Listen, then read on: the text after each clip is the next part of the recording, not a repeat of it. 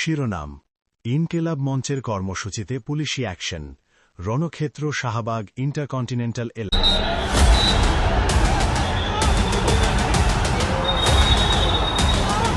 শহীদ শরীফ ওসমান বিন হাদি হত্যার বিচারের দাবিতে আয়োজিত কর্মসূচিতে বাধা দেওয়াকে কেন্দ্র করে রাজধানীর হোটেল ইন্টারকন্টিনেন্টাল ও এর আশপাশের এলাকায় পুলিশ ও ইনকিলাব মঞ্চের কর্মীদের মধ্যে রক্তক্ষয়ী সংঘর্ষের ঘটনা ঘটেছে।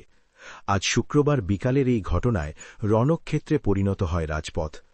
প্রত্যক্ষদর্শীরা জানান, ইনকিলাব মঞ্চের নেতাকর্মীরা মিছিল নিয়ে রাষ্ট্রীয় অতিথি ভবন যমুনার দিকে যাওয়ার চেষ্টা করলে পুলিশ ব্যারিকেড দিয়ে তাদের পথরোধ করে।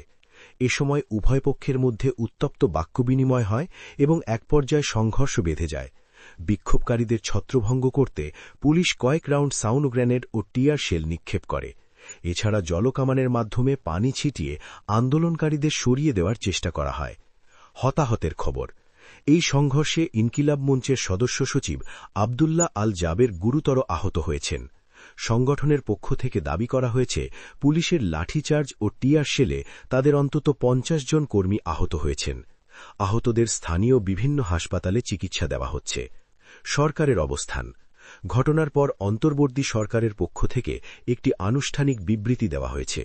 বিবৃতিতে বলা হয়, ৫ ফেব্রুয়ারি থেকেই যমুনার সামনে বিক্ষোভকারীরা অবস্থান নিয়েছিল। এলাকাটি স্পর্শকাতর ও বিক্ষোভের জন্য নিষিদ্ধ হওয়া সত্ত্বেও পুলিশ শুরুতে ধৈর্য পরিচয় দিয়েছিল এবং কোনো বলপ্রয়োগ করেনি। তবে নিরাপত্তার খাতিরে পরবর্তীতে আইনি ব্যবস্থা নেওয়া হয়েছে বলে ইঙ্গিত দেওয়া হয়। বর্তমানে ওই এলাকায় থমথমে পরিস্থিতি বিরাজ করছে এবং অতিরিক্ত পুলিশ মোতায়েন। Ananya news BD.